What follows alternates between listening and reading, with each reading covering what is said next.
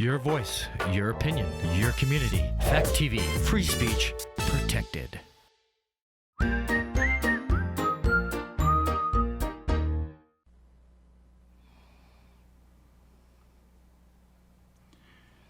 Who is Dexter? Why is LaGuerta miserable to Deb? And who is the ice truck killer? All this and more on Gory Story Time. Warning. Gory Storytime is a horror movie review show by a son and his dad who thought that letting his 5-year-old watch scary movies was acceptable. If you are offended by horror or talk about blood and gore by a child, or if you don't want horror movies from the 60s through today spoiled, then there is a remote stuck in your couch cushion next to potato chip crumbs. Use it. And of course, parental discretion is advised. Why? You didn't use any. Shut up and start the show.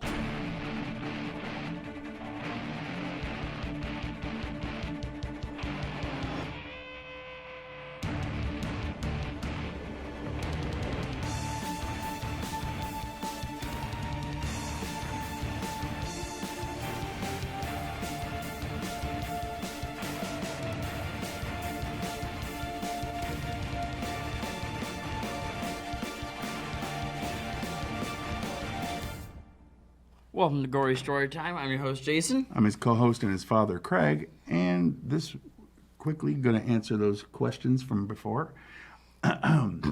Your friendly neighborhood serial killer. She's kind of a bitch. And spoiler for this 16-year-old show, but he's Dexter's brother. Biney. Anyway. Yeah. So, as you can tell, we're not reviewing a movie this week. Nope. We're reviewing the first season of Dexter because we have been talking since the dawn of this show about doing horror TV shows that we review as well. And we love the horror genre. I love horror books, but can't get them to read, so we won't ever get around to that. No. But thought that the first season of 4 different horror series we would do. And there's a lot to choose from, so I bet you can't guess which ones we're going to do. I can promise you that, because I didn't know until today, some of them. I mean, we knew this one. Right. But anyway, basic premise.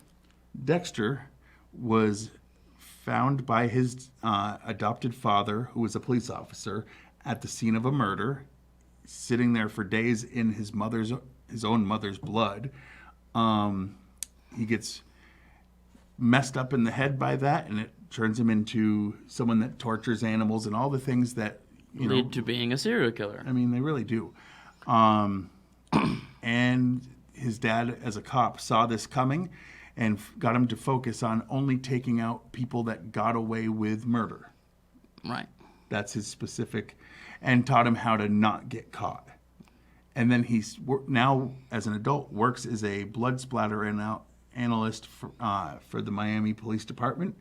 And that way he can be around to hear when someone gets off on a technicality or whatever. Exactly. And he can help cover up if there's any crime scenes that he was involved in. That would help. Yeah. So he's a good guy serial killer. Yes. That's the premise. I mean, that is the They that have is the you premise. rooting for a serial killer not to get caught.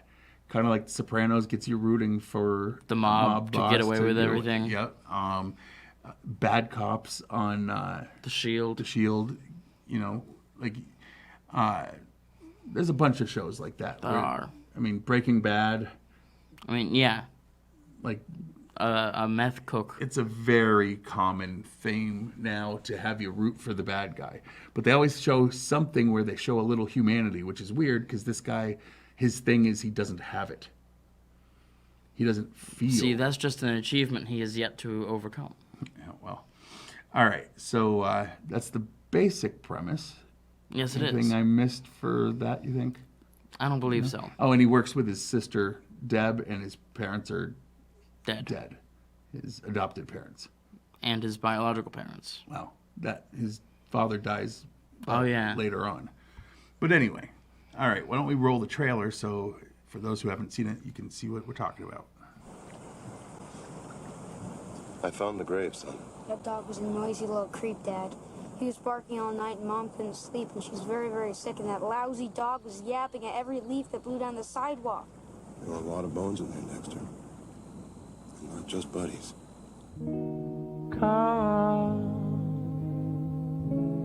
Come on, you think There are people out there who do really bad things. come on if you come on if you think you can take I won't be able to stop you from being who you are. Sooner or later, you'll need to do it. It's not about vengeance.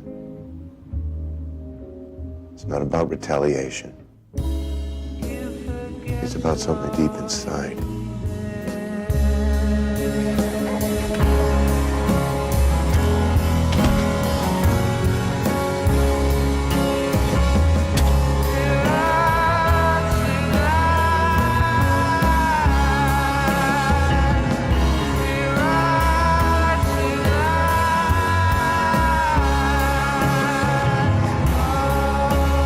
Is that why I have these urges?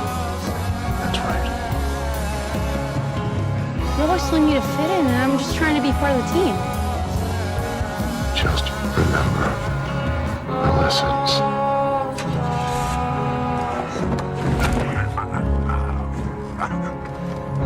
They deserve it. I see their pain.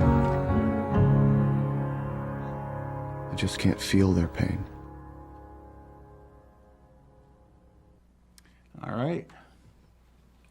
So, before we get into the behind the scenes, or very specifically related to this one, the meat and Beef beef, of the show, yes. why don't we tell the folks why we're really here? I do it usually. You tell them. Why are we really here? Why we're really here is Yeah. because... Is it our love of horror? It's not our love of horror. Right. Yes, we do love horror, but that is not why we're here. We do this for the money. We do. See, because this is such a popular show with tens of views, we have... Maybe even 11s. Yeah, we have Brinks trucks full of cash that get backed up to our house just to get us to promote their products. All these big corporations. I mean, just the amount of work we have to do to swim out of our home filled with cash. Yeah. It's like Scrooge McDuck in his bank vault, only not coins, because you can't swim through coins. That was the most unbelievable show about the talking ducks. Wouldn't that... Oh, but wouldn't it give you paper cuts? I mean, listen. I mean, doesn't it give us paper cuts? No, because it's got cloth woven into it. It's soft. Oh. Anyway, not really the point. So we do these commercials, and they actually exist and are for real products, and we actually get paid. Bang, I hit the microphone. Oops. This week, Gory Storytime is brought to you by Crime Scene Wallpaper. Perfect for fans of serial killers, horror movies, Jackson Pollock, or if you just love Halloween. Crime Scene Wallpaper is detailed and very accurate. You can choose between freshly dispatched bright red or month-old murder reddish brown. Make your living room look like a kill room with Crime Scene Wallpaper, available wherever adult-oriented wallpaper is sold. All right. And by Moser and Morgan Frozen Meat. For over 15 years, our family-owned and operated company has worked hard to bring personal service and delicious meats to homes across America. While our company has grown, how we go about our work hasn't changed. From veal chops to chicken cutlets, sliced bacon to blade steaks, browse our wide variety and shop on our app. Then stock up on the frozen meat you want, and we'll deliver it to you. Moser and Morgan, a cut above the rest. Absolutely. All right. So, anything else you want to say about the plot of this? Well, since it's for the whole season, the overarching story is there's a guy that is killing hookers originally. Yes. Mostly. Mostly. And cutting them up into pieces and leaving them with no blood. No blood. and they figure out that he's using a refrigerated truck, so they call him the Ice Truck Killer. So this is basically a season with Dexter doing his own side murders and helping find this serial killer. Absolutely. And for those who haven't seen it, we're going to be spoiling who the killer is. So actually, I already did. Yes, we did. So go back and unhear that. Indeed. Anyway, so now some behind-the-scenes information. Most of Dexter's lines are taken word for word from the original novel, Darkly Dreaming Dexter. In the voiceover in the first episode. Dexter has books titled Power Builder 6, Internet Information Server 4, HTML 4, and Outlook 98 on his bookshelf. Mm-hmm. He's a computer nerd, is basically what it's saying. Michael Donovan, Dexter's first victim of the series, goes by Father Donovan in the novel. Yeah, he was an actual priest in the first one, or in the book. In the scene where Norberto Cervantes is shanked in prison, when the assassin disguised as a cop drops the weapon onto the floor, it's completely clean of blood. But that weapon was used to repeatedly stab Cervantes. Oh, okay. So it wouldn't be clean of blood. Then. What? So that was a mistake. Yeah. Okay. At the services for the slain officer, Deb thanks Dexter for coming, saying, "I'm proud of you for coming, bro. I know how you hate funerals." Previous to this series, Michael C. Hall played a funeral director in 6 Feet Under. See. Denise Crosby, who plays the nurse taking care of James Remar, or Dexter's dad, adopted dad, had previously starred with him in the movie 48 Hours from 1982. Dexter refers to finding the body within the hockey arena as a real miracle on ice. Miracle on Ice is the nickname given to the 1980 Olympic hockey game between the United States and Soviet Union. Team USSR was heavily favored to win, but Team USA pulled off the astonishing victory and eventually went to win the gold medal. The fourth episode, titled "Let's Give the Boy a Hand," is the only episode of the series without Masuka, C.S. Lee. Whoa. When vetting the scrapyard owner / immigrant smuggler, Dexter tells him that he owns a 32-foot concept in hopes of steering the conversation toward boating. Dexter's real boat is a 29-foot center console made by Century Boats. Dexter's fake DEA license to obtain the obtain the M99 atropine hydrochloride animal tranquilizer is registered to Bateman, Patrick, MD of Fort Lauderdale. Patrick Bateman is the main character of American Psycho, which we've reviewed on this show, and as Dexter is also a serial killer. Or is he? But that's a spoiler for a different thing. While searching for Neil Perry, an ice truck killer suspect, Deborah and Angel catch him in room 20 of the Pink Motel. In the first episode of season 8, while Dexter is searching for Deborah, he finds her in room 6 of the Pink Motel. Okay. During most of the interrogation scenes with Neil Perry, the camera angle is slightly askew.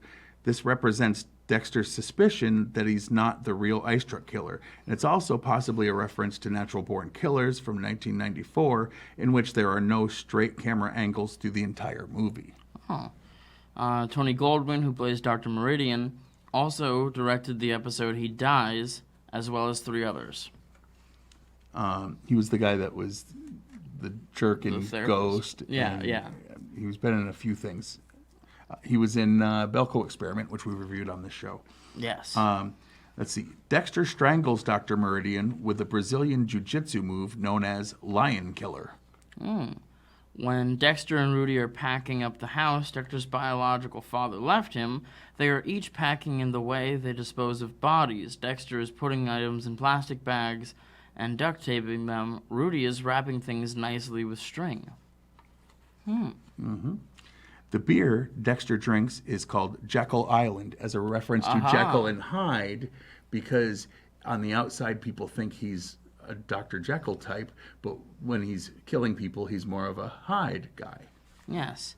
See? Nina expresses her disgust at Angel when she finds him about to eat 2 double meat hamburgers.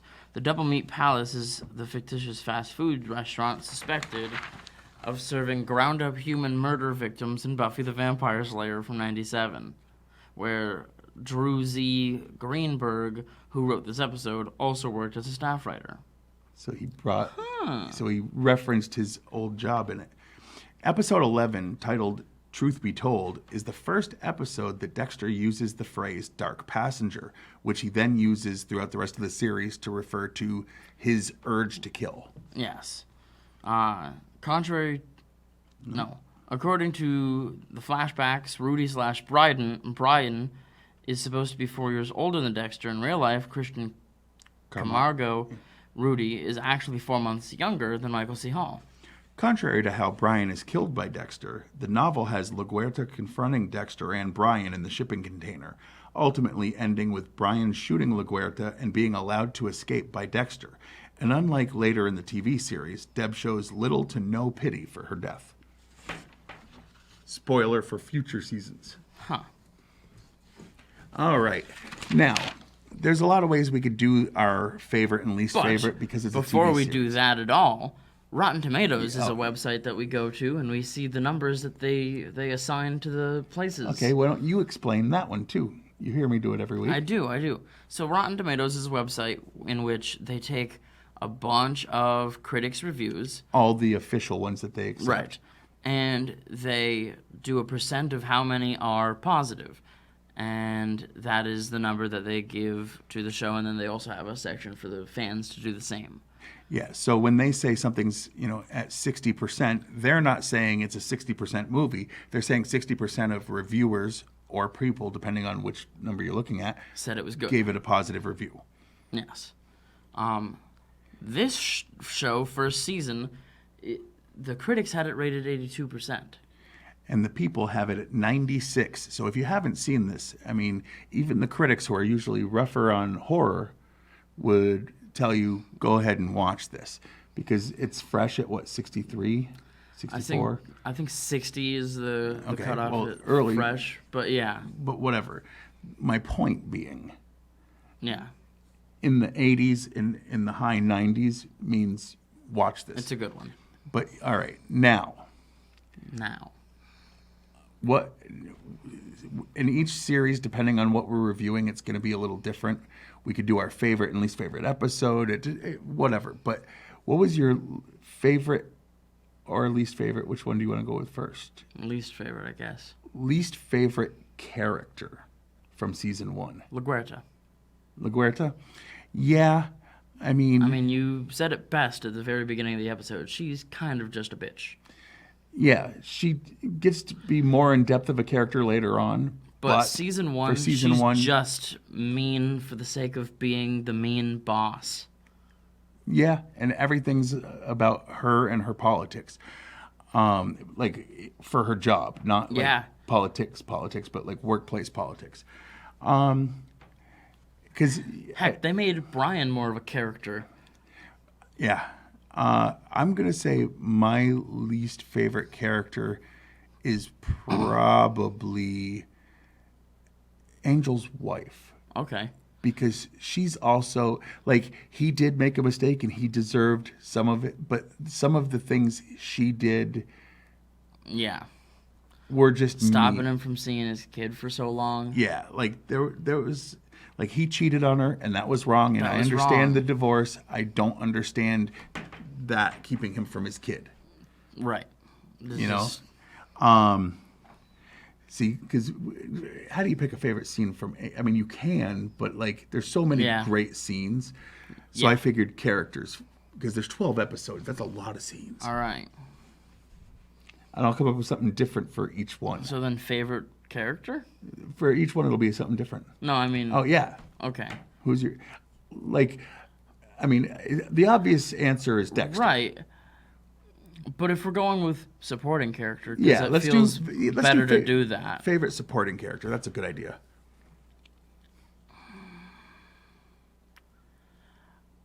Weirdly, it's a toss-up for me between Rita and Dokes. Well, I think both of them play a very important part in the overall story. So, like, Yeah. it wouldn't work without them. It wouldn't work So without you're either just of them. nitpicking then, basically. I really am. Because you're not even saying you don't like them. You're just saying if you had to rank all the characters. Right. Okay, I get that. But which one are you going to go with? Pick one. I'm going to go with Rita. Because... Yeah, because Dokes is too important to the first 2 seasons. He is. I mean, so is Rita, though. I would say favorite. Yeah. Oh, favorite. I thought you were saying... Rita. Yes, never mind. Yeah, they're both super important to both... I mean, it was still kind of nitpicky for me to choose LaGuardia because it's like, without her, season 1 wouldn't have been the same. Yeah, I was remembering what we were doing wrong because I'm wrong. You're bad. I haven't get a lot of sleep lately. People have been making me get up at 5 a.m. Anyway, as if that's why I woke up at 3:30 the night before. Every day, right? But anyway, all right. So my favorite character, other than Dexter, obviously, like I would love to say it's his brother, but it's not. I'm gonna say it's his father because it was his father's guiding rules that make it so that we can actually root for him as a serial killer. Yeah, because it's that code. Those rules are very so important. Solid code. Yeah. Yeah. So that's reasonable. On a scale of 1 to 10 for the entire first season. Season 1. Mm-hmm. Don't let bad seasons later on happen in a lot of shows affect it, you know? I have seen a bunch of this show and haven't gotten to one. Well, you know how that does happen. I do know how that happens, though. And I'm probably going to give this show a 9.5.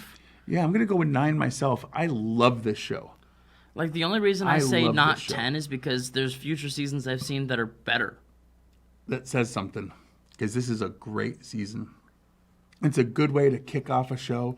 They replayed it on CBS a couple years later, edited for swearing and any nudity, and they basically left in all the blood because it's not much worse than CSI, especially since the main killer doesn't leave blood. And then it's like blood spatter patterns that they use in all those cop shows anyway. So yeah, I'm going with 9 myself. Yeah. Anything else you want to say before we... I mean, I know it's an old show at this point. 2006, so it's 16 years old, I think, right? And yeah, you should definitely go and get yourself a way to watch this if it's anything you're interested in. Wherever Showtime streams their stuff, I think. It's currently available on Prime. Okay. If you've got that. It's not a plug, but it's there. It's not on like Hulu or Netflix or any of the other main ones. Okay. I didn't know. But anyway, let's read the stuff off to the side and... Yes. You can watch the show on Fact TV channel 1076, Thursdays at 8:30 p.m. and Fridays at 7 p.m. You can like us on Facebook. And when I say us, I mean you can like Gory Storytime. There's been a bunch of activity on that page lately. I've been telling you, it's like I get multiple... 100 and something We're at people. 170 something people that have liked the page at least. Which is great. Big number for us. I mean, considering like it's probably 80 in the last month and a half. Yeah. Keep up the good work, viewers. Yeah, definitely. Share it. Like, if people like it, that's awesome. Anyway, but you could also like Fact TV. They have a page, so click. They go live, and you might be watching it live. Yes. You can go to fact8.com and watch a bunch of the back episodes of this, a bunch of the other programming that they've got to offer. They have tons of programming for such a small town.